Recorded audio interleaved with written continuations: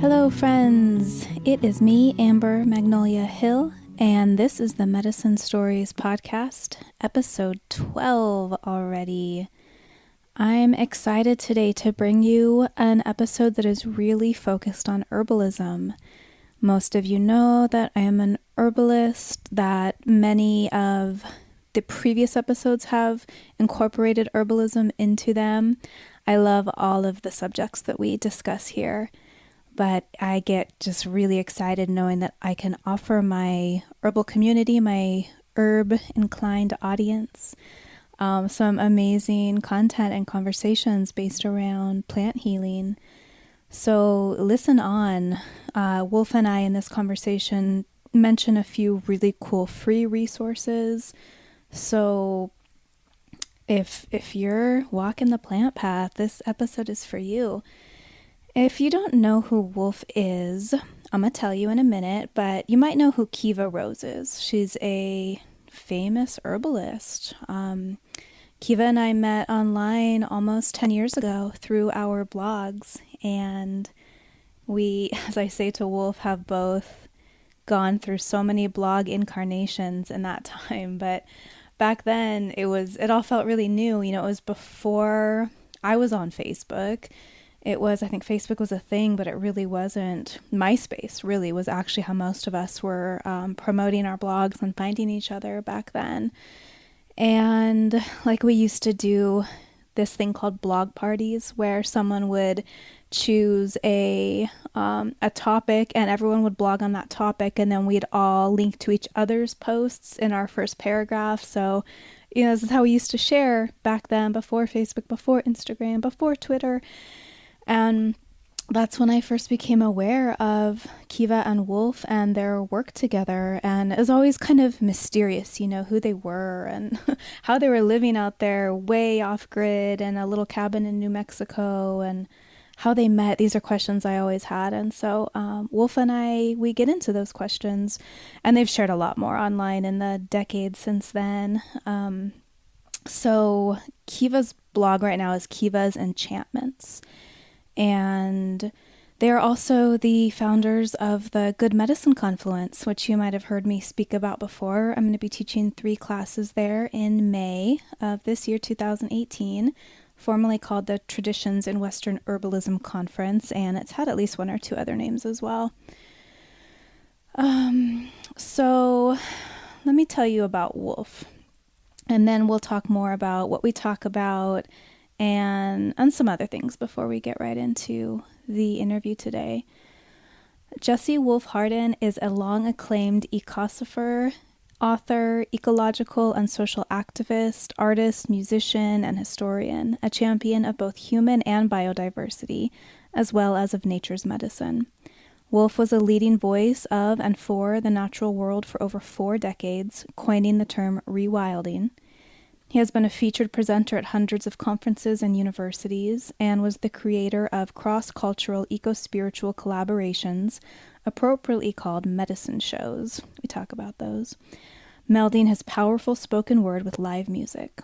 Wolf is the author of over 600 published articles in over 200 different publications, and over 20 books, his work earning the praises of luminaries such as Gary Snyder, Joanna Macy, Ralph Metzner, and Starhawk. Many of his books are available on the Plant Healer bookstore page, while his most recent writings can be found both in the colorful quarterly Plant Healer magazine that he created with Kiva, and in the free Herbarium monthly that you can subscribe to on their website. That's at planthealer.org. We also talk more about all of this in the interview. As Terry Tempest Williams tells us, Wolf's voice inspires our passion to take us further, seeing the world whole, even holy. So I first met both Wolf and Kiva in person at the Good Medicine Confluence last year. I got the opportunity to go at really the last minute, and thanks to Kiva and thanks to our wonderful friend and sometimes nanny Kat, who was able to come with me. She and I drove Nixie, who was 9 months old at the time, 30 hours round trip, California through Nevada, through Utah to Colorado. It was pretty awful. It was truly one of the hardest things I've ever done in my life, making that trip, and then spending 4 nights there at Fort Lewis College in Durango with a really, really feverish, sad, sleepless, teething baby. It was just so hard. It was one of the hardest trips ever. But I was so glad I went because the classes were just incredible. And being around a community of other plant-minded people was... I've been to a number of different gatherings in my time. I live in Northern California. I have easy access to a lot of these things, and I don't like festivals, but I like the ones that are focused on learning and coming together on earth skills. And so it was so lovely to finally meet Kiva after a decade, of correspondence and knowing each other through writing. And as Mila Prince and I talked about in episode 2, you really do get to know people online sometimes, and especially when you're both writers and really sharing your lives.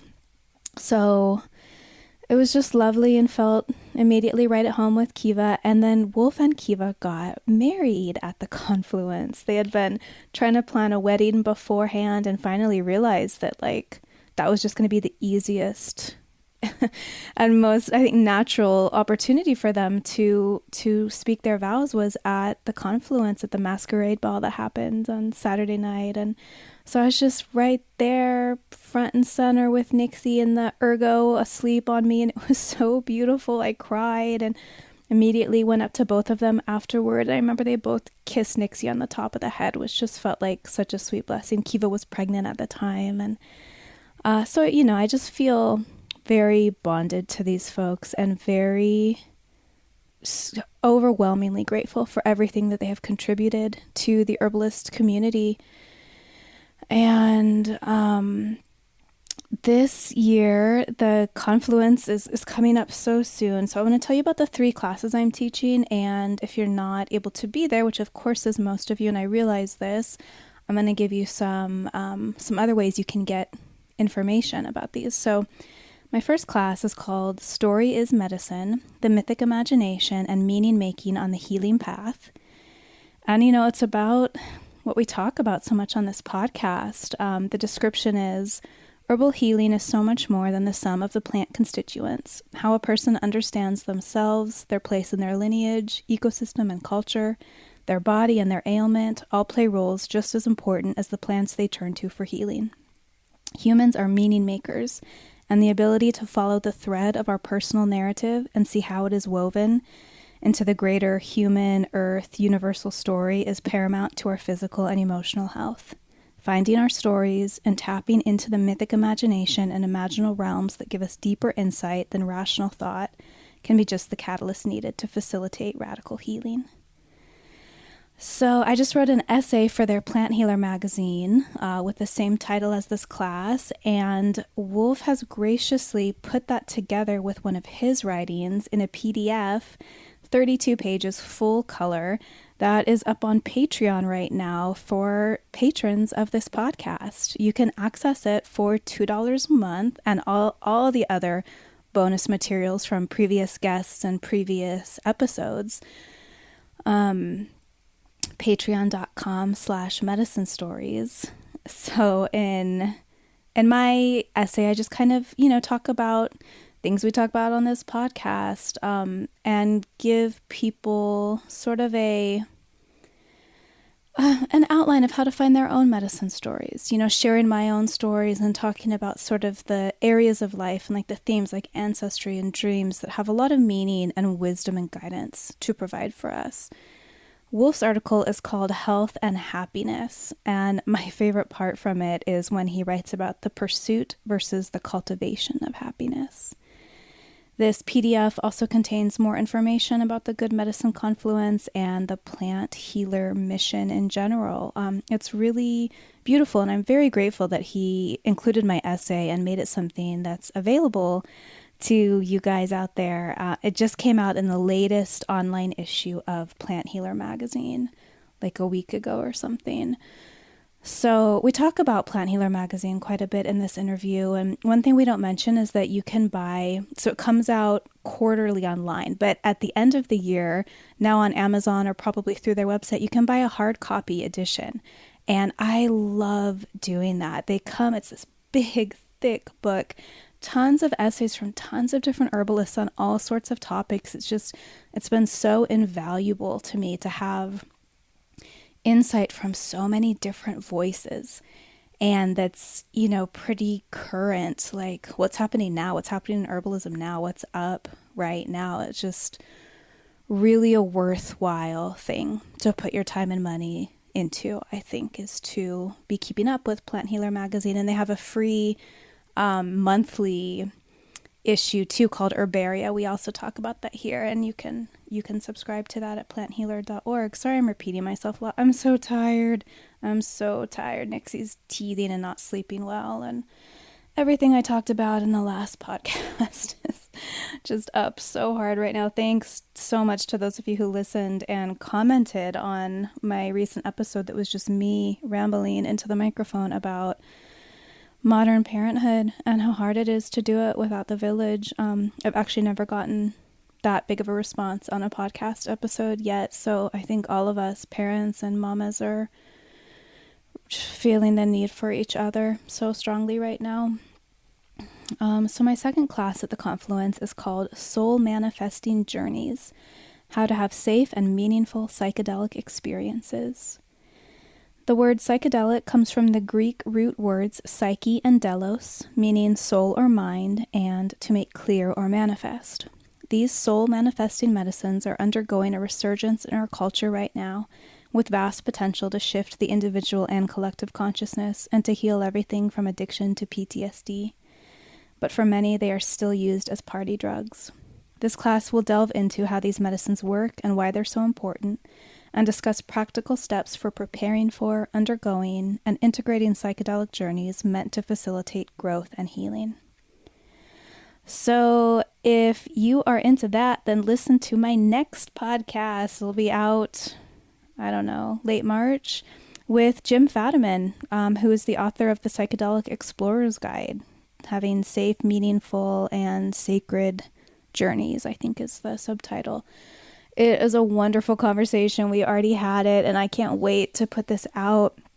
Jim is amazing, and this information is really important to me and to him to be sharing with people. We want people to have these journeys, and we want them to undertake them safely and mindfully so that they can get the most healing and growth out of the experience. So stay tuned for that. We also have a really awesome Patreon offering that's going to come out along with that episode. My third class is called Witches and Wise Ones: Invoking Our Ancestors, the Cultural Heritage of European Folk Magic, and Herbs for Remembrance. And I'm teaching this with Mila Prince, who was the episode 2 guest of this podcast. Our description reads: You come from a long line of healers, song weavers, midwives, herbalists, dancers, artists, and wise folk. That your line survived long enough to produce you is proof of their plant genius and earth knowing.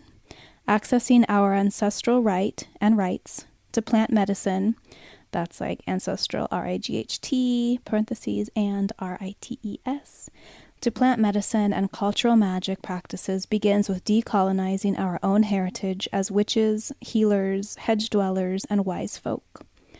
Uncovering these old, resilient ways that still exist within ourselves and our cultures is the most powerful magic and medicine we need in this time.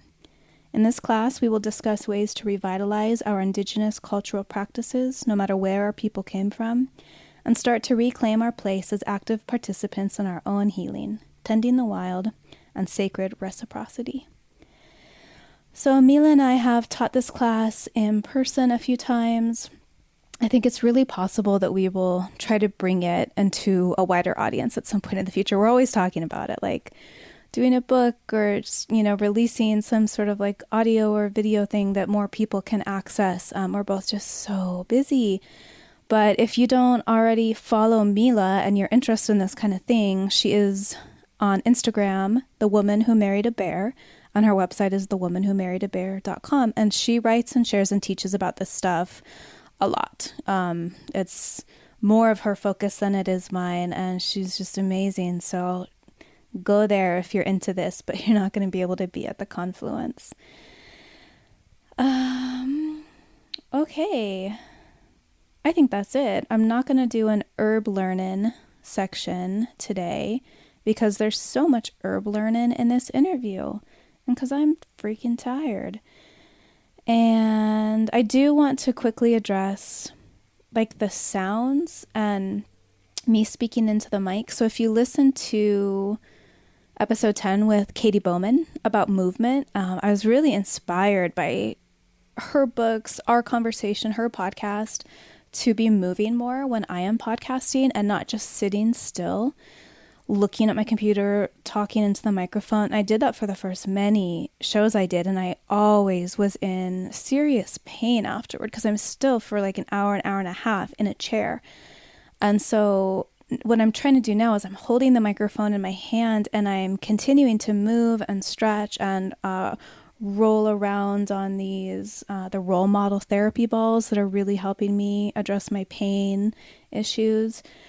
But it doesn't sound as good because now I don't have like the pop screen thing that you put in between your mouth and the microphone. So you can hear more of like my S's and P's, and I'm figuring it out. There's got to be like something out there that I can do that I can still get the same sound quality while continuing to move my body and not being so still and not being in pain. So for right now, my health and well-being and not being in pain is taking precedent over you not having to listen to like sounds that come out of my mouth that people have decided are awkward. So I just wanted to say that because some people are audiophiles and really hear things and some people don't at all. I would probably never notice that, but I know that some people do.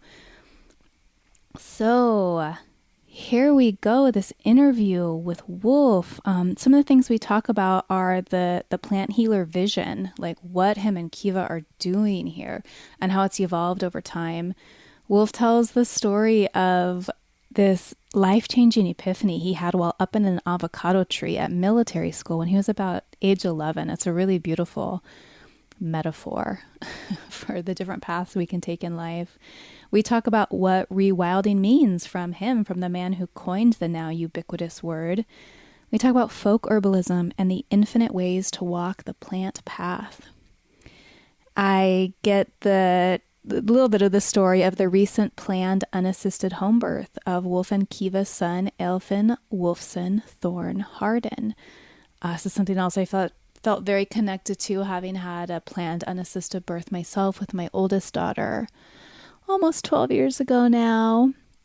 I had midwives at the second one. I've said this before on this show, but if you would like to read some very positive home birth stories, you can go to my website, mythicmedicine.love, and on the front page there's a search bar and you can just type in birth and those blog posts will come up.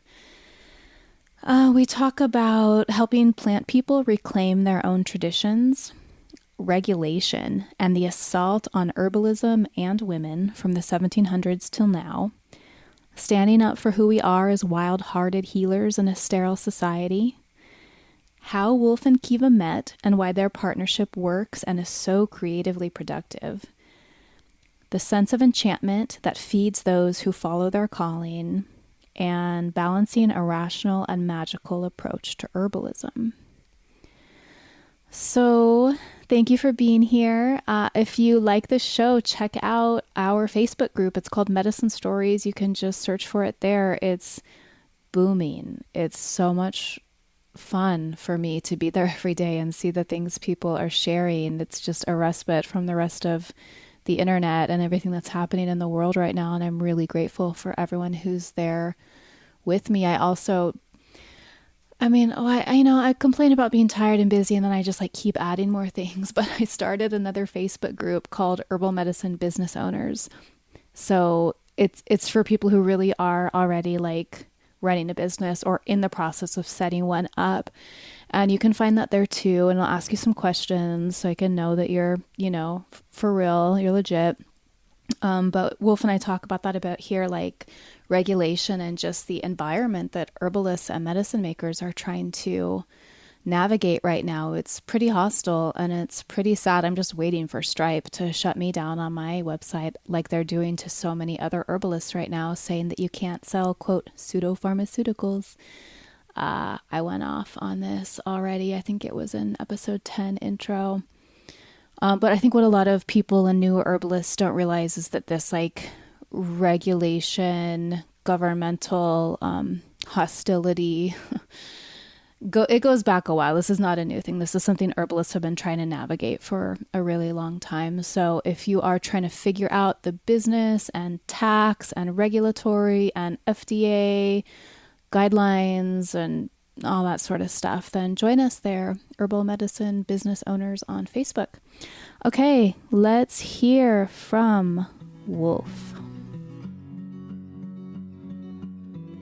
Hello, Wolf. Welcome to the Medicine Stories podcast. Hello, Amber. What a pleasure. It's so nice to speak with you. It's just been such a blessing in my life coming to know both you and Kiva, first online through Kiva's blog and Facebook, and then meeting both of you last year at the Good Medicine Confluence and witnessing your beautiful wedding. So I formulate my questions a lot like you do. I've been reading your Plant Healer magazine for years, and your questions are paragraph length, complex things of beauty. Thank you.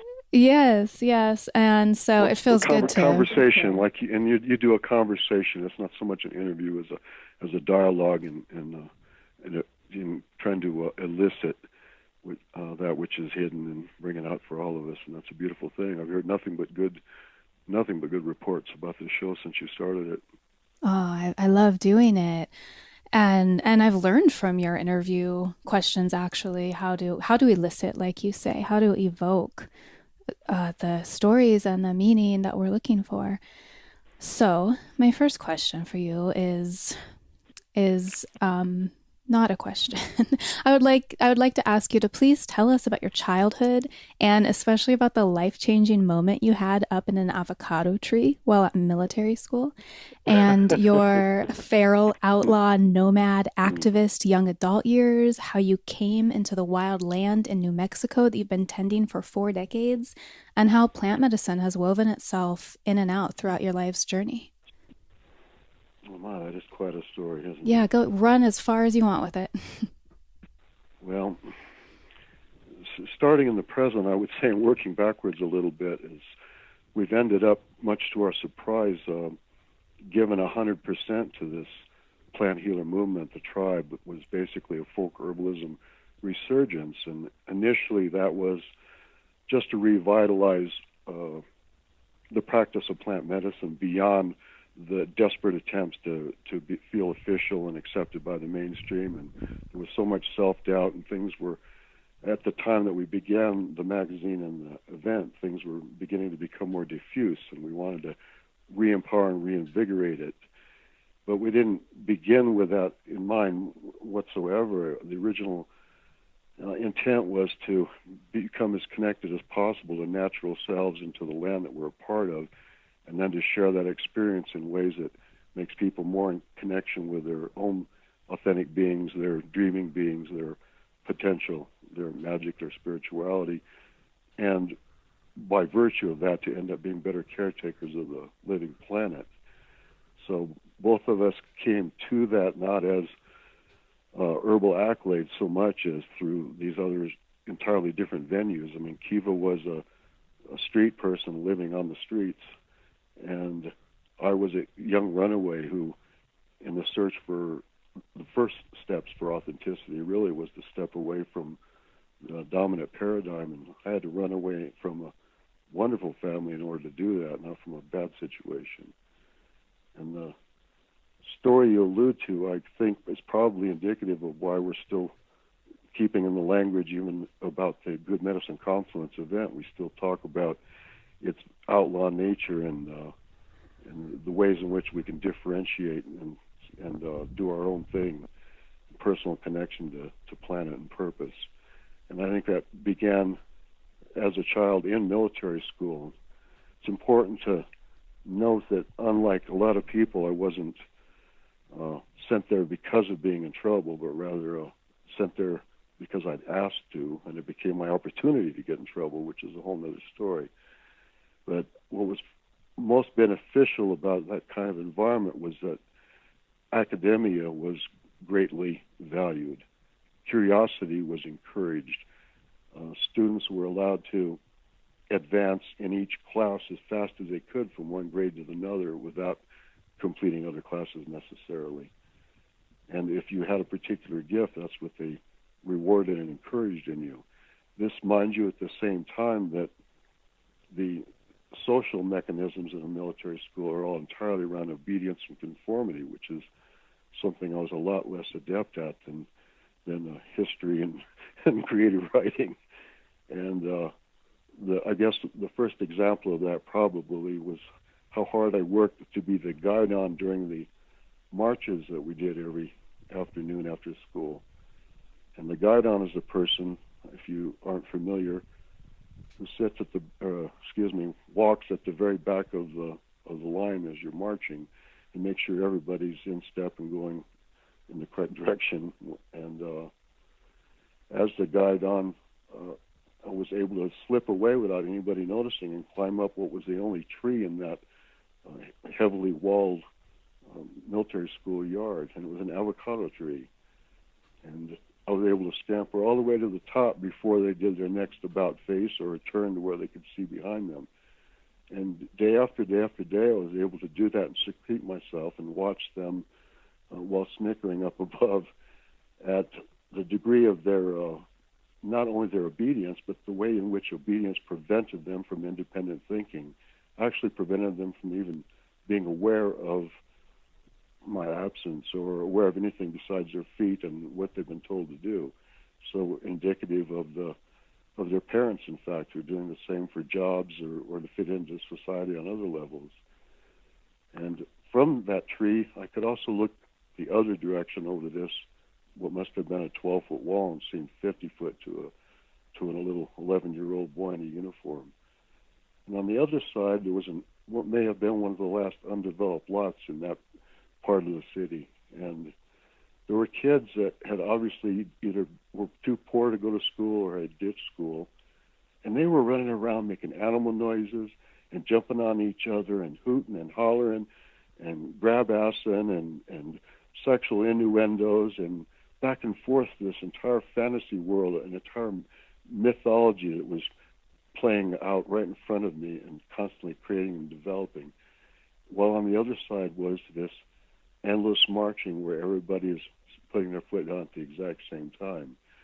And I think that was probably the first awareness I had of the absolute stark degree to which what we are as natural beings, as a part of nature, and what we become in order to become domestic, dulled, obedient creatures in society, that really those are the two choices that come up for humanity as well as us as individuals in our various existential and spiritual crises. And so there I am, knowing that I'm probably months away from either breaking so many rules that I'll get kicked out or else running away, which is what I ended up doing.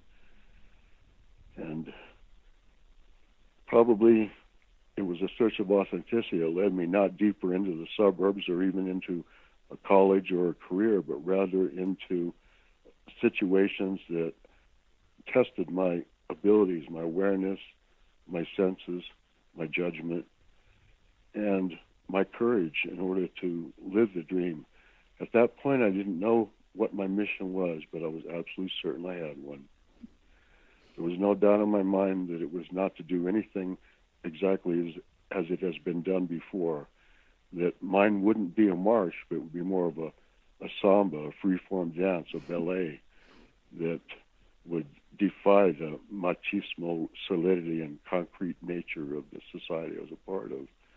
And I don't know if that explains, it certainly doesn't justify, but it perhaps explains why I then became somebody who rode with outlaw bikers, who participated in the anti-war movement, was arrested and maced, and eventually helped start the environmental group Earth First, all for the same reasons. And those reasons have a lot to do with finding out who we really are, because no cause, whether it's sexism or racism or inequality, economic inequality, none of that is in any way treatable, mendable, without us first becoming to terms with who we really are and our natural beings. And the problems we have is not that we're too wild ever, but that we become too tame. And it's not that we've become too animal-like. You'll hear somebody say, oh, those kids are playing like animals, or what a beast my husband was. But really the problem is that we're not animal enough, not spiritual enough, not wild enough. And all of those things go so well together.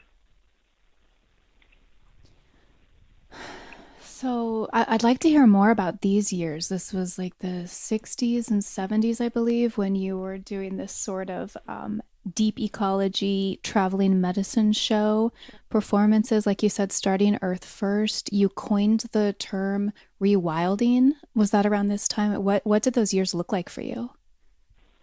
Well, by the time, I guess I should go back from the point of being an activist and general outlaw and scallywag on the West Coast. I started a long trek of seeking out various teachers, primarily spiritual teachers, Native American and also Anglo, and looking to each for some kind of wisdom that I could plug into some questions could be answered and some ways of filling out the patterns and further understanding. In that process, I ended up coming through New Mexico in my travels and still didn't consider myself necessarily an environmentalist, but somebody who was trying to embody and encourage the natural all around me. In fact, at that point, I held that nature was infallible, that everything it did was of the highest order, rather than seeing it as the endless series of playful experiments that I do now. There was ants. This is a bit of an aside, but there's ants that when they have the cicada, what are they? The mites or whatever that they have that they keep as slaves. Those are not the kinds of things that we can feel good about morally, and that we shouldn't be holding those up as examples. And yet, overall, the patterns of nature are the demonstrations and the examples by which we can come to a more real existence ourselves, and then we can make the changes in society that are necessary because we know who we truly are. And New Mexico stopped the sense that I had of needing to constantly move in order to come to those realizations. In fact, it put a fast halt on it and just really grabbed me and said, you have to be here, we need you. And I've never had that kind of a feeling before anywhere I'd ever been. In the most beautiful rainforests, waterfalls of the Northwest, it didn't matter. It was nothing had ever said, you have to stay, I need you, and this state certainly did. And I began a gallery in Taos called Mountain Unique Gallery. It was the first gallery in the state and perhaps the region that was dedicated to earth and spirituality, which is from indigenous spiritual systems to the most personal contemporary manifestations. But all the artwork from the majority of the paintings was indicative of that. And while engaged in the gallery, and I was also giving performances that were spoken word. And this was quite a while before there was any rap, but it was after the beat period, of course, when Kerouac and others had already started the use of mixing music up with wordage. What I found was that people were coming to me from all over, not just from the immediate area in New Mexico, but from all over the United States and the world. As they read more and more of my work, were coming to find out, just as I was looking for others, for certain clues. And I would say that it was a letter from the original editor of the Earth First Journal, when the very first year they got started, and there was probably only a dozen people involved yet. And they asked me if I would be interested in doing the covers for it, because they knew me as an artist rather than an activist at that point. And after contributing a cover to their publication, I then was talked into by Bill DeVal, one of the persons who brought the concept of deep ecology to the United States and to the modern generations. And he convinced me to take this package of art, of sensibility, of spirituality, of poetry, of music onto the road in order to affect people and raise consciousness for various causes, including defending the rainforests, bringing back to the Mexican gray wolf, stopping clear cuts in the Northwest and the Kalmiopsis. And it became a 10-year mission for me to combine these elements. And the Deep Ecology Medicine Show did just that. It opened up with a Native American elder doing a prayer almost inevitably, followed with my talking about the importance, the intrinsic value of nature, and the importance of personal responsibility for people to look into themselves for the magic and the spark and the sense of mission. And all that was set to music, and sometimes it would be folk people like Mary McCaslin from California there. Other times it would be reggae or heavy rock and roll or the Native American drumming. It was an entire range really of music that we had behind it. And the interesting thing, a couple of interesting things are that we always had at least 3 FBI agents in the audience because they were so afraid of this strange combination of spiritual sensibility and activism. And every single time we had an action that followed it. So instead of applause, we would have the people come to the National Forest headquarters and speak their hearts in defense of the trees, or go to a newspaper editor with us and also speak out. Or sometimes they do a blockade in front of the bulldozers and lock down with kryptonite locks and permit people from driving the bulldozers in to commit their atrocities. And let's see, I guess at that point I began doing a column also for the Earth First Journal, and probably I would say about 180 actions and about 300 different concerts, along with being arrested twice and maced a half a dozen times. So it was a rather exciting foray. Mm-hmm. It seems like you had a really strong sense of who you were and where you were going in life from an early age. You said that your parents were loving. Were they also supportive of you once you started taking this radically divergent path? They didn't understand it at all, but they were terribly good about it. They wanted me to be happy, and of course, my interpretation of happiness has always been fulfillment based on accomplishment of good, however we see that. And so they didn't put any limitations on what that would be. They were mostly worried that I was going to get arrested and thrown into jail for my work, rather than that I wouldn't be making enough of a living or that I wouldn't fit into society. I'm sorry in retrospect that I hurt them as much as I did, living on the streets from age 13 on, because they didn't deserve the worry over it, because all they did was to encourage and support. So, I mean, sending me to military school was because I had already been kicked out of 2 church schools, 4 public schools, and a couple of experimental schools also. So, no, I was entirely support.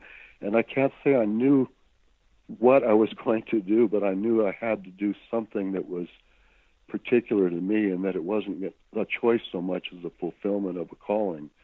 And how that has formed, I mean, I never would have imagined that it would have been based so heavily in the plant healer community and the plant medicine community.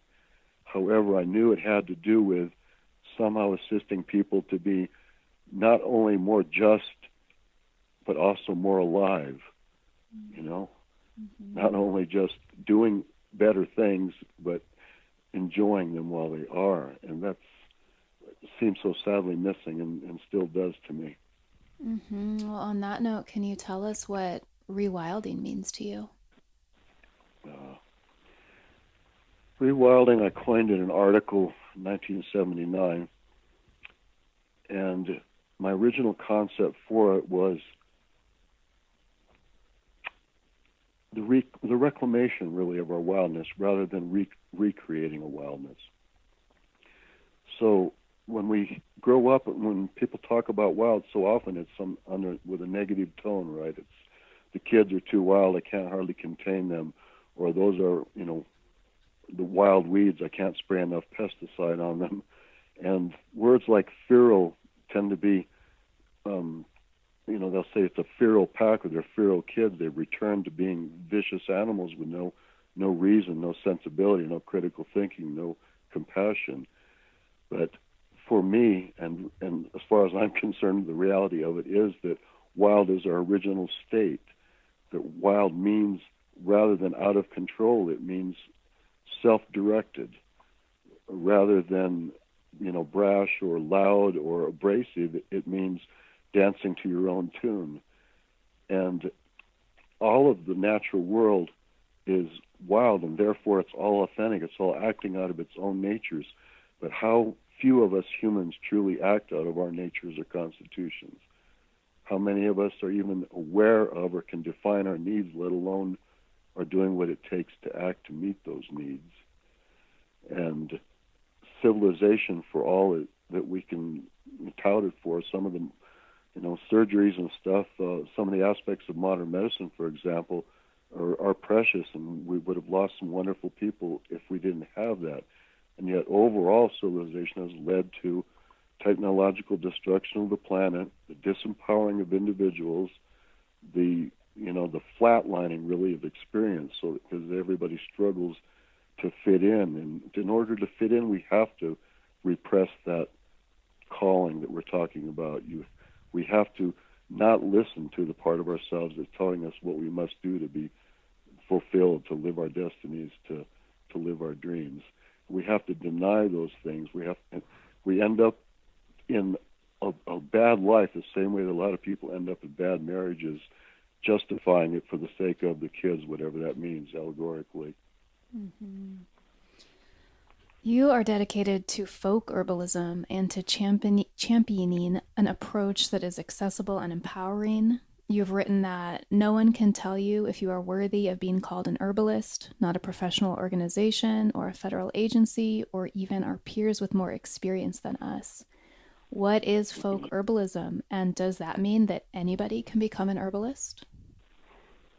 Anybody that works with herbs, as Rosemary Gladstar says, is an herbalist. Now, that does not make you a good herbalist any more than going to college is going to guarantee that you're good at plant medicine, or getting an AHG certification is going to prove it.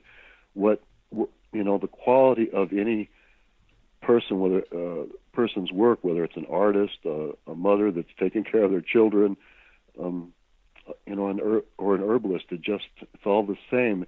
It all requires that we do our very best with what we know, and then how worthy we are, how much following we get, how many people we're able to help, how much money we make, all of that becomes secondary, and it hinges upon our actual acts.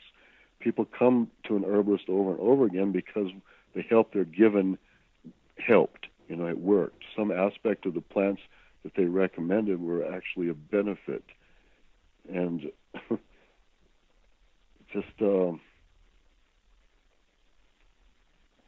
if you only know one plant and you know what one plant does under a certain circumstance, then when you see that circumstance again with somebody you care about, you can recommend that plant for that particular ailment.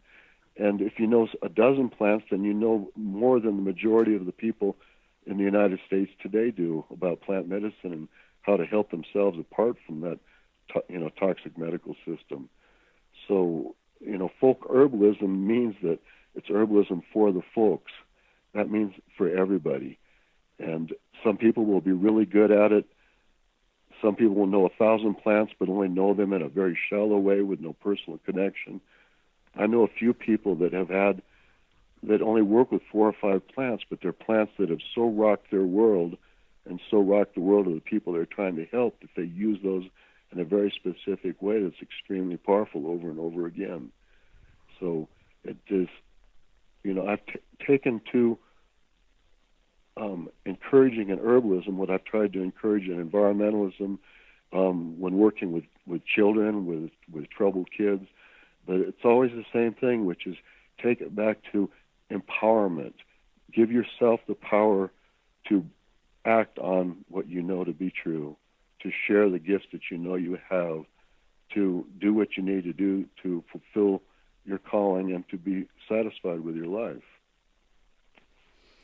I think you and Kiva and I really share a calling to encourage people to step into the world of herbalism, to not be dissuaded, to not feel unworthy or overwhelmed.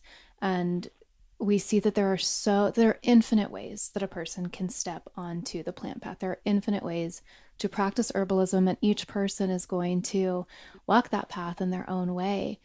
So I'm curious, at which point in this lifelong story that you're telling us did you start to identify as an herbalist?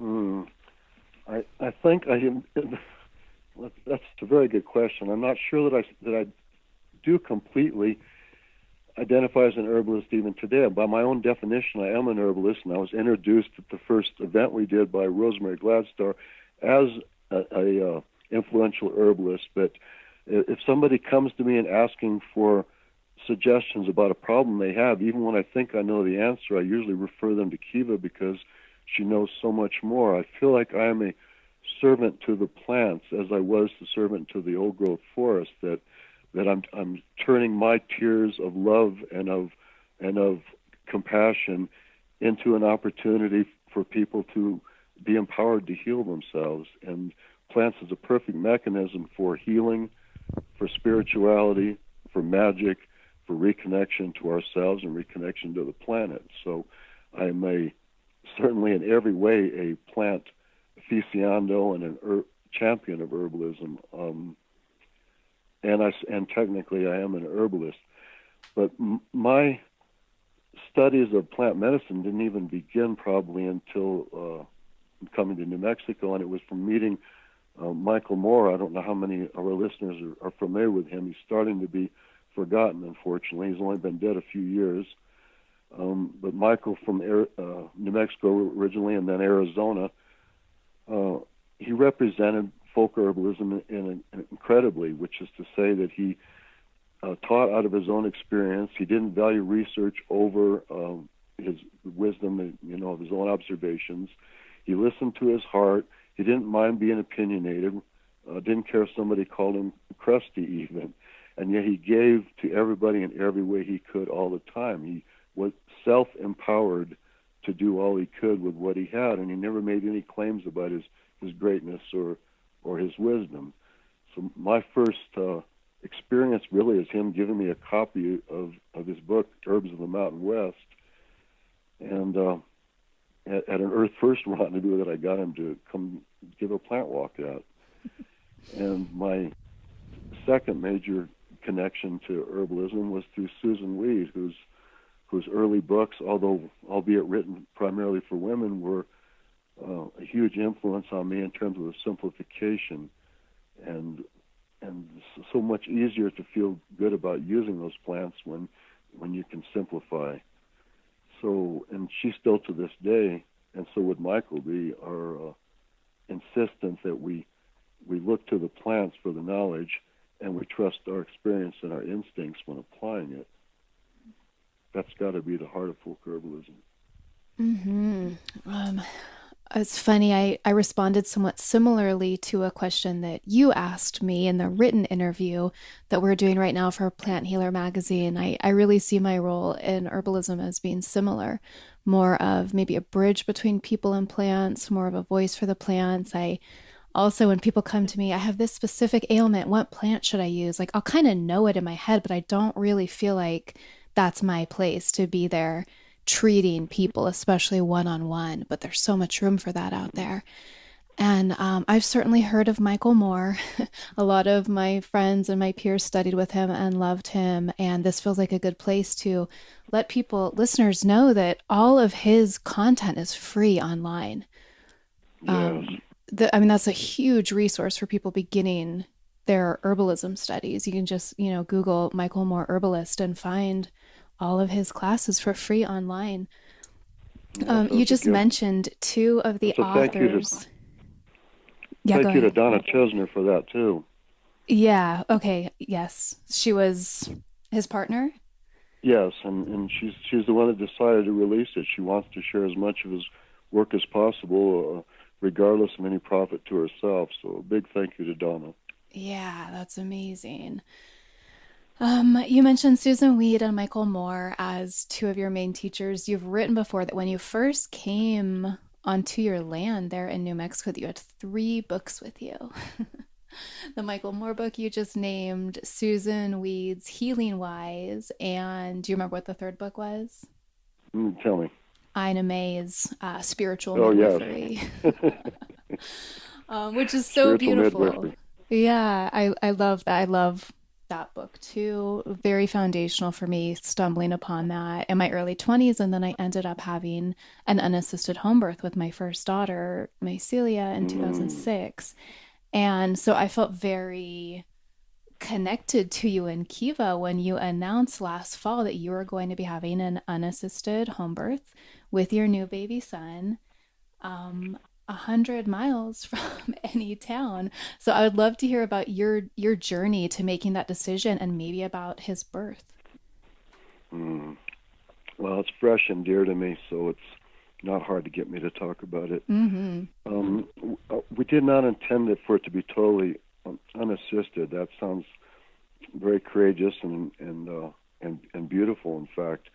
But we had hoped to have a midwife just for that off chance, that small chance really that anybody has that doesn't have if you don't have a record of, and I'm speaking just from all my recent readings, but it appears that if you don't have a history of problems, those particular problems, and a family history of problems, then the chances of it being anything but a successful birth are actually pretty low. Mm-hmm. As Kenneth Profrock pointed out, it's birth itself is not a medical situation. Mm-hmm. It only becomes a medical situation in an emergency. So really what we wanted to do was cover that small chance, as I'm sure that you thought about too, the small chance that a cord could be bound around the throat in a way that I couldn't remove, or that there would be hemorrhaging, that no matter how much I'd read or what I stocked in the way of herbs, I might not be able to treat her for bleeding. So for all those reasons, we had it planned out that we were trading, because we make very little actual cash because everything goes back into this movement or scholarships or some other thing. But we had a trade worked out and a commitment to have a midwife, and then towards the last she got cold feet and didn't come. And Because you're so far out? Well, we're 100 miles from the nearest hospital, which is a small Mormon hospital that wouldn't have been our first choice necessarily anyway. And then 250 miles to a city that really has any kind of alternative birthing centers or opportunities. And it's 7 river crossings just to get cell service or to hit pavement from the Animas Sanctuary, the botanical sanctuary that you spoke of. It's almost 38 years now that I've been there. And so if we'd have had a problem to actually get out and get help, it would have been extremely difficult, if not impossible.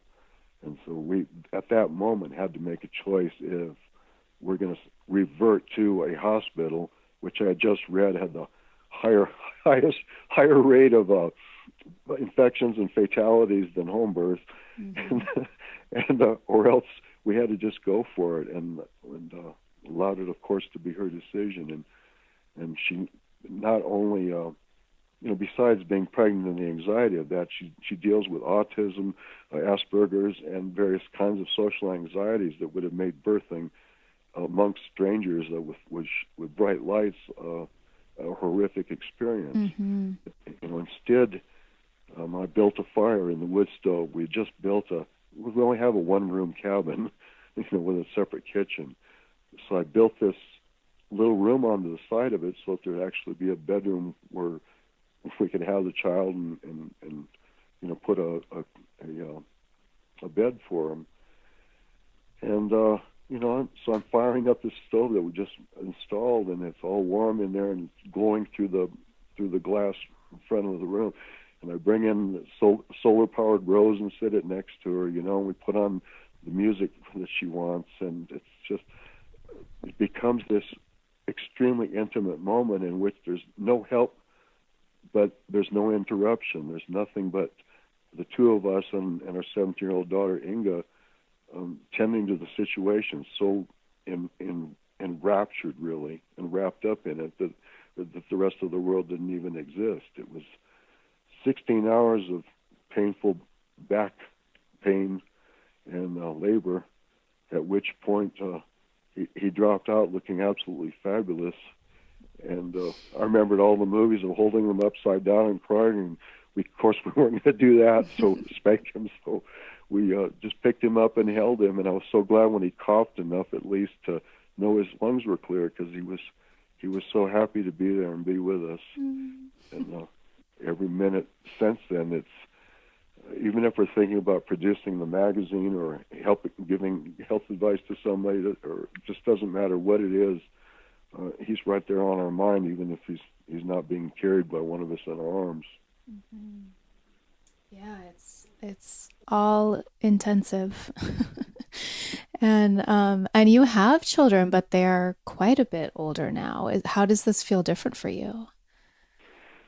Well, it's the first time that I was actually gave it a lot of thought. Before, it was more, oh, how wonderful it happened, rather than should we be doing this.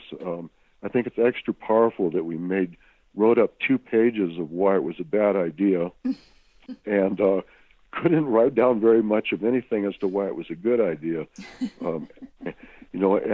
Given my age, even her age, and our financial situation, where we live, North Korea, I mean, just you could go on and on, climate change, just a million reasons why it wasn't a good idea. And yet, something more than just instinct. I mean, it certainly was instinctual, but there was something more than that, because at this stage of our lives, to be so taken over with a desire to create a being means that there's something going on with this child too. There's some reason why this child exists beyond, just another hominid on an overcrowded planet. And whenever we can know that, I think that becomes an essential, not sacrifice, but gift that we have to give. And I wasn't about to fight it, but what a trip to know that you picked it, you decided it, and we even picked when, because it couldn't be too close to the conference, So, we knew we had to impregnate in February, and that was all there was to it. And so great effort was made for that. Yeah, I just straight up asked Kiva at the confluence when she was pregnant if it had been a surprise, because I assumed it was because of all the reasons you just named. And she was like, oh no, it was very intentional. And told me that part too, about how you had to decide to have him. So he came like in between the 2 confluence events of last year and this year. And I just think that is so beautiful. Both of my kids have been surprises, and they were very happy ones, but I would love to have the experience of really doing it intentionally, although I'm not going to, because I'm done. Got enough, huh? Yes. Because you and I have been emailing about this for months. It's so all consuming. And when you're trying to run a business and you guys running all these projects that you have going, it's a whole lot to take care of. Yeah, most projects are already babies, and then then you have a baby crying for milk at the same time. Yeah. And you're sleep deprived. trying to do it all. It's but if I thought I was doing it to replicate myself, to have somebody to help out in the land, all the millions of reasons that people have, it wouldn't feel quite so good. But it's this mystery that the compulsion was so great to bring him to birth. It was just so incredibly powerful.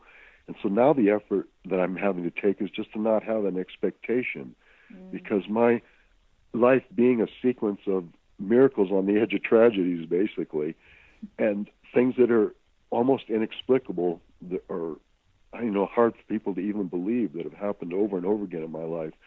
So I have a strong sense that he's a part of that, but I don't want to put that on him, that's also going to happen to him, and that he also needs to live up to a particular purpose. He has to discover that on his own. But truly, it has felt like something beyond just creating another child, and it feels like he's integral somehow to this vision that we have of contributing to the health and well-being and the wildness and the love of the world. And we, as free as we want them to be, and unhindered as we want them to grow, we do weave their own mythos into their lives from birth. And so, with that in mind, I would love to hear the meaning behind his beautiful name. Well, it's an Anglo-Saxon name also, and with a slight variation. It's also a Norse name, but its meaning is basically the guardian or defender of the elf world, and in many ways, when people say you're an environmentalist and they talk about my early work, it's so hard for me to frame it that way. It's not about the environment; it's about the protection and embrace and championing of life, which is around us, that we're a part of, that we're inseparable from. And that's a magical world. I mean, that's a forest, that's a desert, that's something outside of our walls of our city, outside of the boundaries and our fears, outside of our preconceptions. The mythical allegory of the edge of the forest. I mean, that is the forest, and those of us that live on the edge, that's where we go to find ourselves and to find our puzzles and our meanings and our callings. And so I do believe that he will, in one way or another, be an exemplary guardian of what it means to be different, what it means to be alive and vital and on the planet and caring. And so he's the elfin. He's the guardian. Elfin? That's so Elfin, sweet. Yeah. Yes. You just kind of touched on the theme of the upcoming Good Medicine Confluence, which this is a theme that you've been writing about for years. And so I would love to hear you speak about what divergence and resurgence means and why this is the theme of this beautiful plant gathering that you've created. I think we're calling it what it has been all along, more forthright, more outright. Any pretense at it being an herbal conference is over. What it is a gathering of natural healers and plant lovers and plant artists and plant medicine practitioners. Because for who are all years it was dedicated. called the Traditions in Western Herbalism Conference Yes, for and listeners who've then heard of it. herb folk. We had a year of focusing it just on the mythology of plants, or primarily on the mythology of plants. And this year we've woven all of that together. So the original traditions was that Westerners, Native Americans, Europeans have traditions that are very important, and just as important as anything that's come out of Ayurveda or traditional Chinese medicine, for example. Not that there's anything wrong with those, but that we're always looking to the exotic.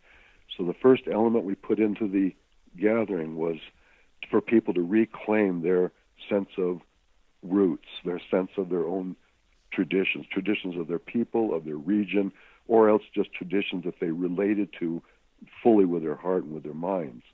And then to weave into that the herbal resurgence, which is this, to take the moribund, to take the compromise, to take what has been a very fearful movement at one point of plant healers who were afraid to make waves because they wanted to fit into the mainstream, afraid to dress differently, afraid to be confused with hippies or alternative people, and wanting that acceptance so bad that they were squashing, the very spirit of what herbalism has always been about, which is this very, rudimentary rooted, personally empowered healing.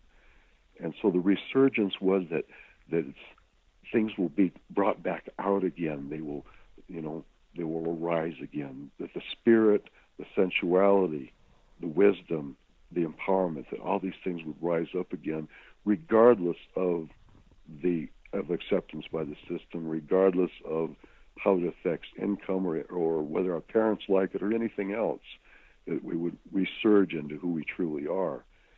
Herb folk was about adding to the gathering very strongly and deliberately the elements of mythology, of plant lore, of the formation of our personal stories as well as the stories of the plants.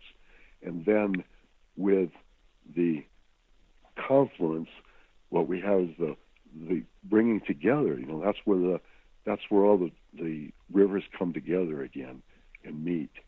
And so we bring together all those into one thing, and now it's a confluence. So for the first time ever, we've tried to pick teachers that cover the entire range from ecopsychology and nature therapy and forest bathing to yoga to kickboxing workouts.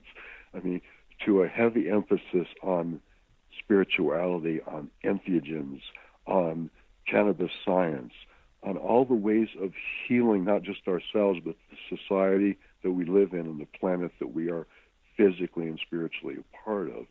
So for us, the confluence is this year, for the first time, is the coming together of all of these elements for what we hope will be the most diverse and active and actualized tribe yet.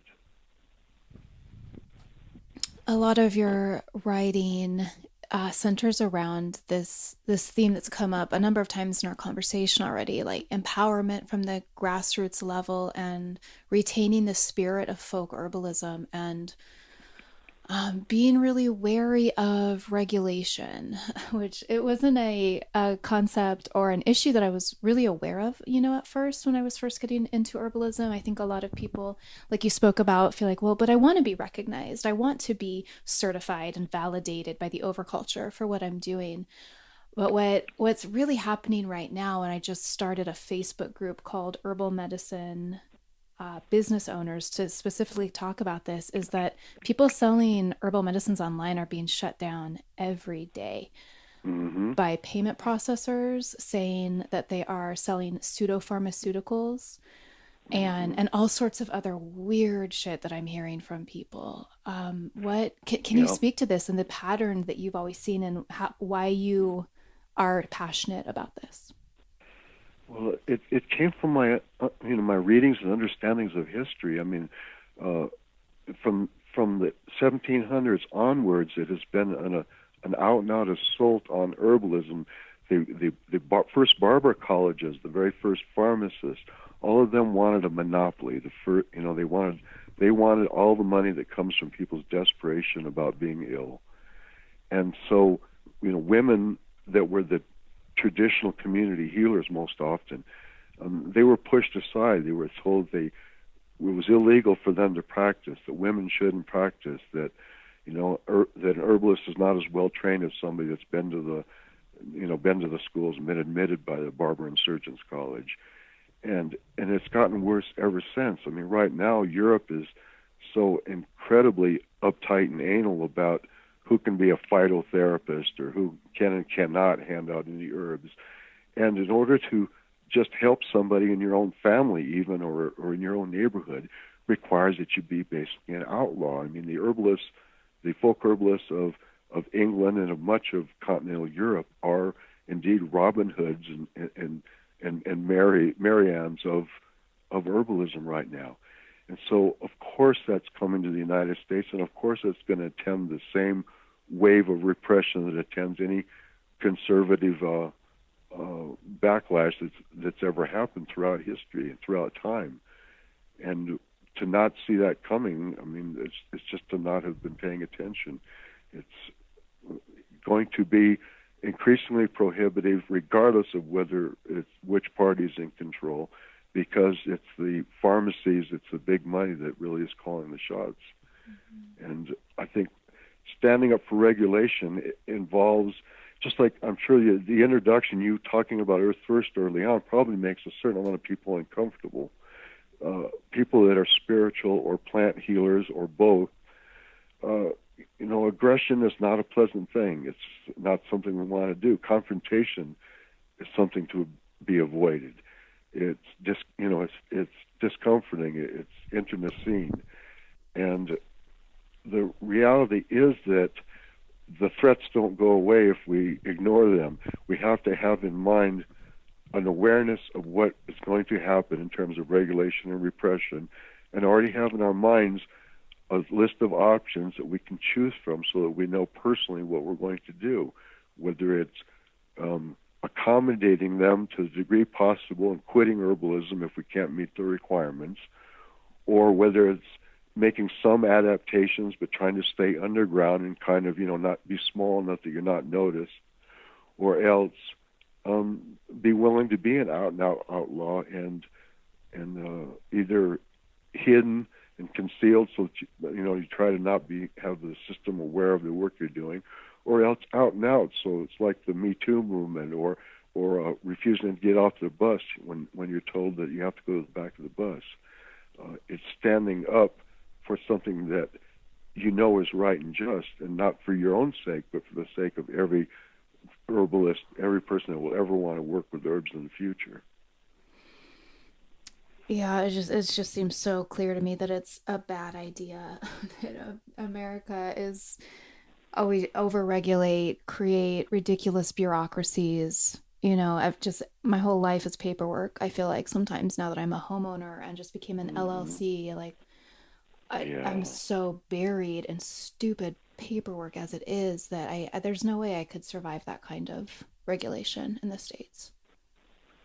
No, and they would just as soon drive that out. But I think it's important that we become more comfortable with being wild, with being authentic, with being ourselves, with who we are, what we look like, what our lineage is, what our beliefs are, and our work with the plants, to be more and more honestly embodying that without the constant fear that the system's going to destroy us, or that we won't be approved of, or that that we won't be good enough, which is really what it boils down to.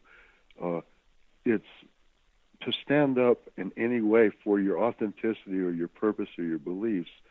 That becomes part of your spirituality.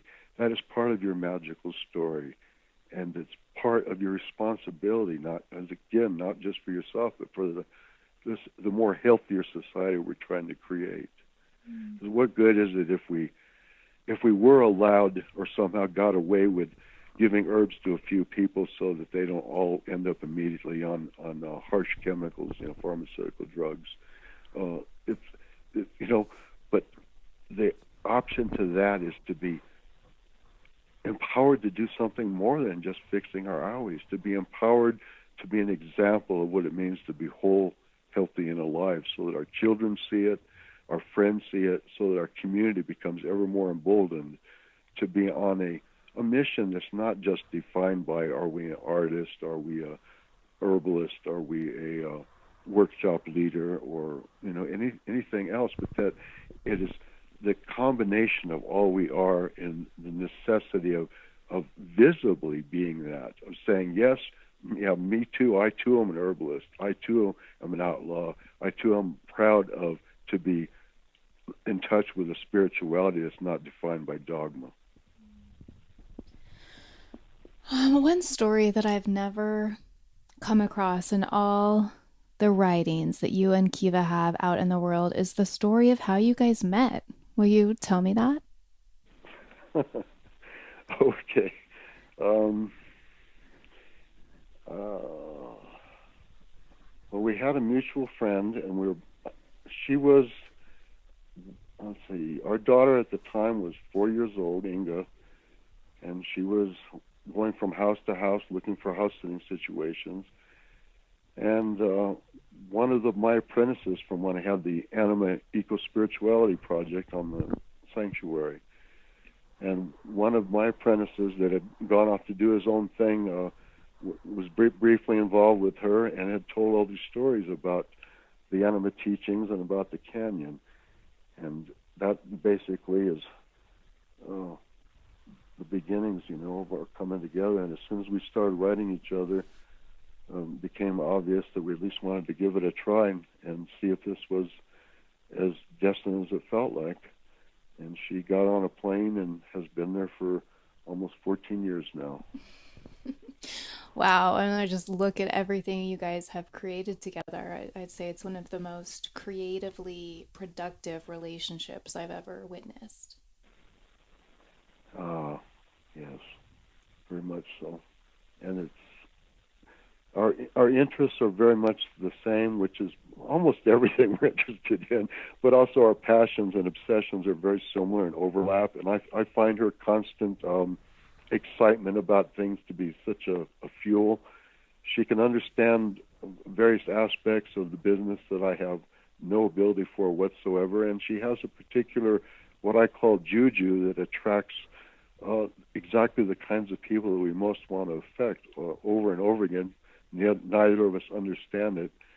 But I doubt that I would be doing this much work with herbalism, and I certainly wouldn't be as effective as I am without her. She's been absolutely a partner in everything we do, and she's why I'm doing what I'm doing now. It's the same mission, but the form, the shape, the colors on the painting are thanks to the vibrancy that she's brought to my life. So beautiful. So Kiva, like me, has undergone many different blog incarnations and used different names online. And her current blog is Kiva's Enchantments. And you have a book. What's it called with the word enchanted? The Enchanted Healer? Enchanted Healer. Yeah. So what is this emphasis on enchantment? Even when I was doing the most seemingly confrontational activism, standing in front of those bulldozers, it was still I was enchanted. I was able to do the work because I felt not just a normal mundane flatline state. I felt enlivened, excited. I felt a sense of something which could never be limited by science or rationality or even reason, and that was the fuel, the spark, that was the color on the palette. And so all of the work that we do comes out of this sense of enchantment, and we believe that most of our readers, most of the plant healer students and attendees are acting out of that same sense. Even if they have a phobia about spirituality and don't use the term, they're still not acting out of a logical attraction. They're acting out of something that little kids have, when they're running around screaming, rushing for the flowers and planting their nose in them and getting their knees all dirty on the ground.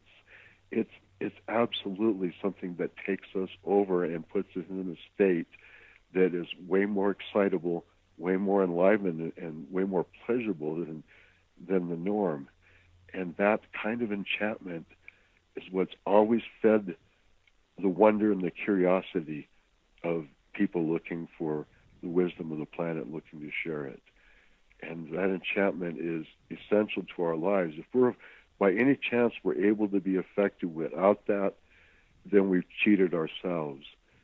But in most situations, without that sense of enchantment, of story, of a personal mythology, of an actual palpable excitement and magical sensibility, that our work is hardly ever as good.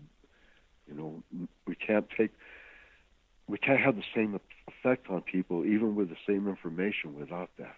But if we have that, that becomes part of the recipe of what we're giving them. Not just a tincture for their livers, but also this tincture, this metaphorical tincture of enchantment. That is the place where we meet. That's where we know ourselves. That's where we come to know each other. That's where we find our purpose. And nowhere else can we be satisfied. No amount of sex or money or ownership of material goods, no notoriety can equal that. And that is our reward each and every day as we live our purpose, feeling the magic of that obsession, of that calling, of that excitement. That calls to mind a question that you wrote out for me for the other interview we're doing for your magazine, and I had thought it might be fun to throw one of your questions back at you. So I'm going to do it, and this is a paragraph length question, but it ties right into what we were just talking about. Even the most spiritual or magical healing modalities benefit from the inclusion of critical thinking, research analysis, and informed use of actual plants. At the same time, an emotional or intuitive sensing is of great benefit to an intellectual understanding. augmenting verifiable data and a knowledge of plant constituents and actions. Why do you think a so-called spiritual approach is so often held out as opposing or transcending science, evidence, and case histories, and even the value of utilizing actual and whole plants? What efforts do you feel you have to make to integrate and balance these in your work? And personally, it's no effort at all to balance them because I find them completely inextricable. I can't imagine one existing without the other, and I'm constantly feeling fed by both.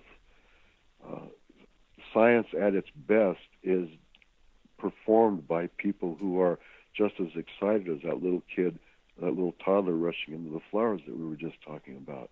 He's just as moved by dreams as he is by conclusions from having read research papers.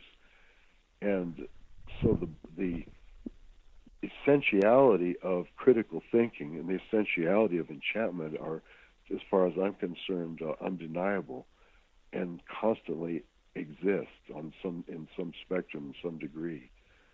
But to become aware of both of those and to utilize both of those in a practicable way becomes really the challenge. And that's especially a challenge in a world that is increasingly polarized. Left brain, right brain. No such a thing. That's one way to think, but there is no dichotomy of different sides of our brain. Different parts light up, can be shown to light up as they perform different activities, but it's all connected. And just as the two parts of the brain are connected, the rational and the so-called non-rational or instinctive or intuitive side, those cannot be separated. Neither can body be separated from mind, or psychology from physical healing, or bacterial effects, bacterial consciousness of the microbiome and what we think of as our own separate, mental consciousness. And certainly we cannot see ourselves as separate from or different from the earth that we stand on, because we grew out of it, we go back to it. As we breathe out, the gases that come out of our lungs are what feed the trees, which in turn give us the oxygen that we need to breathe. And all of these things work not because they're in some agreement or contract, but because it's all part of the same whole, the Gaian whole. And that's the same with science and spirituality. It's the same with rationality and with enchantment. These are all parts of a spectrum that's manifest from a whole that cannot be separated. So we're in a society that's constantly pointing to differences, and I, for one, appreciate differences. But what we all share in common is that we're all part of the same body, literally, spiritual, physical, chemical, evolutionary body. And it's a planetary body that's part of a galactic being. And we can take it all the way back to that. And so each and every day, everything we do should be drawing from the very depths of our passions, drawing from our dreams, drawing from our intuition, listening to ancient instincts that still has massive validity on what we need to do in our fulfillment, while critically thinking about how those things manifest, how to best use them, what's bullshit and what's authentic in our lives. I don't see those in any way as irreconcilable differences, but rather as essential parts of the whole. And that's one of the things that I would like to help healers and herbalists embrace again. Well, I'm just going to transcribe what you just said and submit it back to you as my answer for that question as well, because that was beautifully put. Thank you. So tell our listeners where they can find you. I want you to please tell people about Herbaria, about the Plant Healer magazine, about your books, and about the Confluence, and anything else you want to also. Well, the opportunities that we offer now, the projects that we're working on, is the quarterly magazine since 2016, Plant Healer magazine.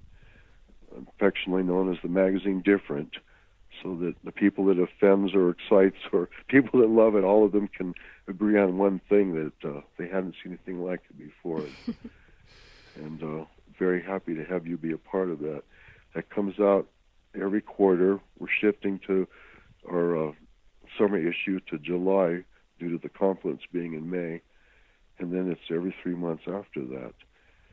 And even though the subscription rate is fairly low on that, it's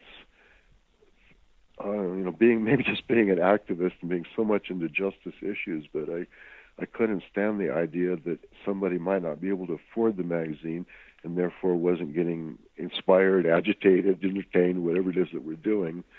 And therefore we brought out a supplement called Herbarium Monthly, and it was supposed to be 20 pages, and the announcements just about our other projects, and it's ended up being a free magazine that's 60 to 70 pages long most of the time. But that's free for anybody that wants to go to the planthealer.org website and sign up for. You click subscribe on the left-hand side of that page. Yes, it's on the splash page as you first go to planthealer.org and just put your name and email there. And that is now going out to over 40,000 people, which isn't a lot in a lot of demographics. That's a small concert for a heavy metal band, but it feels like we're affecting a lot of people, and every month it's going up greatly. And so I know part of that's because it is free, but it's also because we're reaching out beyond known herbalists to people who are just discovering different aspects of plants and healing and their personal quests. So it feels really good. Mm-hmm. And of course, once a year is the annual Plant Healer event. Forevermore, I hope to stay called Good Medicine Confluence. It's such a good name. For as long as we're able. I don't even know that we can do it forever, but it'll be its 9th anniversary this May 16th through 20th in Durango, Colorado. And next year will be our 10th annual, so we had no idea that it would even work when we started it. I didn't care if it did or not in terms of, I was going to do it regardless. I should say I cared, but it wasn't dependent on it being successful to do it. And yet it has become a crucial part of a lot of people's reality, and a time in the year when they can be with other like-minded folks that are just as excited about what they do as they are, and work together on projects and to share inspirations and to frankly not feel quite so alone, because at other conferences you're usually part of attendees. They're separate in a lot of ways from the teachers, and that's one of the things that we wanted to erase. We wanted it to be that we're all teachers with something to give, and we damn well better all be students forever, because we all have a lot to learn. And such incredible classes. Every time I read the course descriptions last year and this year and all the years previous when I wanted to go but couldn't, I just get so excited. Oh, me too. Kiva swears it's because while she was pregnant, she wasn't paying enough attention that we ended up with 70 teachers. But it will be a handful to juggle it all. But I have worked every single day, anywhere from 20 to 30 teacher emails in order to get not just, several things. I wanted to get teachers that are not so well known outside of their region or are new voices, but that have an exciting passion and an exciting personal connection to plants and to healing, to the earth, to the joy, to the elan, of life. And to draw them out and support them and to help them have a platform to share what they know. I mean, this year we've got a gal that was afraid to teach, Lori Kissenberry, who's had this marvelous personal transformation from a ginseng poacher to somebody that really understands the needs of that species and how endangered it is and how even wildcrafting can contribute to its destruction. Now she's this advocate for ginseng, not only its use but also its conservation. And so to get her to agree that she is truly good enough to be teaching was an effort. what we have here is people that they're not only not arrogant, but they haven't been told just how amazing they truly are. And so really, if almost everybody, if not everybody, I'm certain that's coming this year to teach represents, no matter how known or not known they are, represents an individual spark, a certain flower, a certain look that nothing else has, that nobody else has. It's not the same gift of anybody else's. And it feels so incredible. These are all, you are, and everyone is coming, extremely special people with a very personal perspective and way of giving what's most needed on this planet today. And that feels just totally marvelous to me. Mm-hmm. And just bless your heart for seeing that in people and bringing it out. I feel incredibly grateful for you and Kiva seeing me and giving me a platform and a wider audience. It's wonderful. So tell us a little bit about your books. I love your books, and I would like people to know more about them. Well, I would say I've had many, many books published over the years. Most of them were for the pagan community or the environmental community, or I even have books written for the history and cowboy and redneck communities, where I had greatly adjust the language to basically try to teach and inspire the same things. The books that are in the Plant Healer bookstore that you can also access from the website, many of them are compilations of writers and teachers like yourself that we brought together around certain themes in order to do the same thing for the general audience, the larger audience, that we do for the people that attend the events.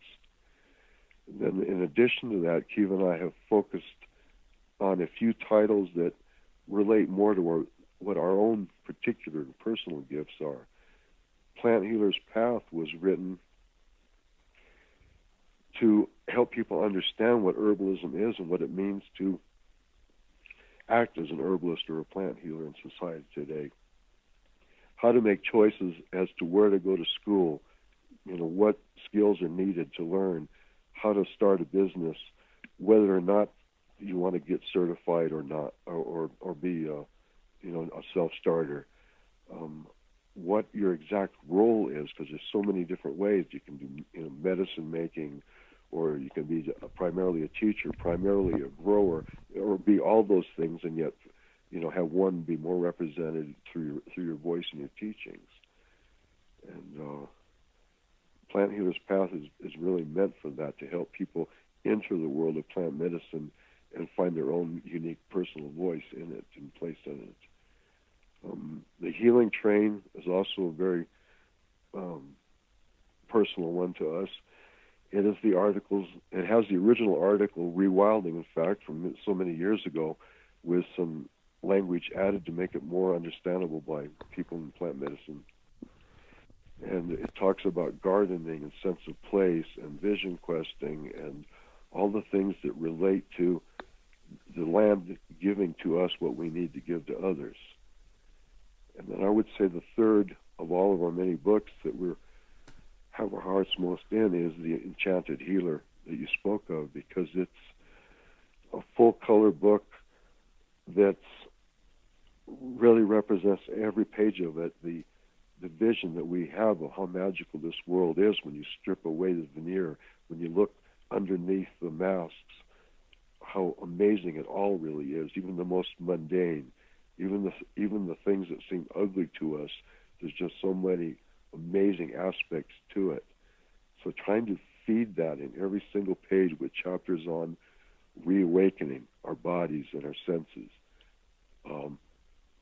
being willing to enjoy things and see herbalism as an art that gives us and other people pleasure and not feel guilty about the giving of that pleasure.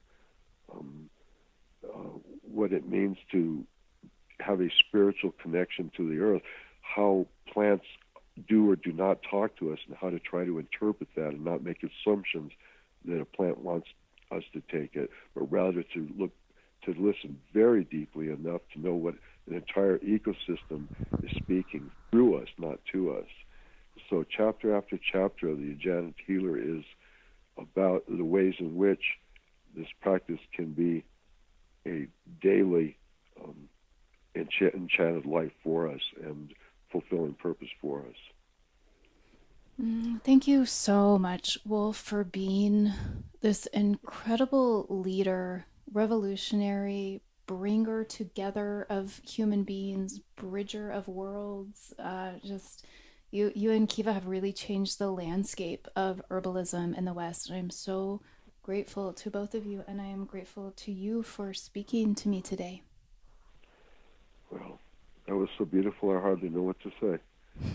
I very much appreciate being a part of this. I very much appreciate the kind of people that you're attracting with your own special magic. It's the people who indeed are not just looking at the surface of things, but are delving deeper and feeling deeper and doing more with that feeling. And we really love you for that and have for a long, long time. Thank you for taking these medicine stories in. I hope they inspire you to keep walking the mythic path of your own unfolding self. I love sharing information and will always put any relevant links in the show notes.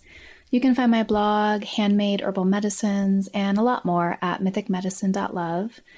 While you're there, be sure to click the black banner across the top of the page to take my quiz, Which Magical Herb is Your Spirit Plant? It's a fun and lighthearted quiz, but the results are really in-depth and designed to bring you into closer alignment with the medicine that you're in need of. If you love the show, please consider supporting my work at patreon.com/medicine stories. There's some cool rewards there, like exclusive content, free access to my herbal ebook and online course, and the ability to chat with me. I am a crazy, busy, and overwhelmed mom, and adding another project into my life with this podcast is a questionable move, but I'm also so excited about it and just praying that the Patreon will allow me the financial wiggle room to keep doing it. Another way that you can support, if that's not an option, is to head over to iTunes and subscribe and review the podcast. That would be super helpful. Thank you. And thank you to Marie Sue for providing the music that I use. That's Marie with 2 E's, Sioux. This is from her song Wild Eyes, one of my favorites. Check out Marie Sue. Beautiful music. Thank you, and I look forward to next time. Bye.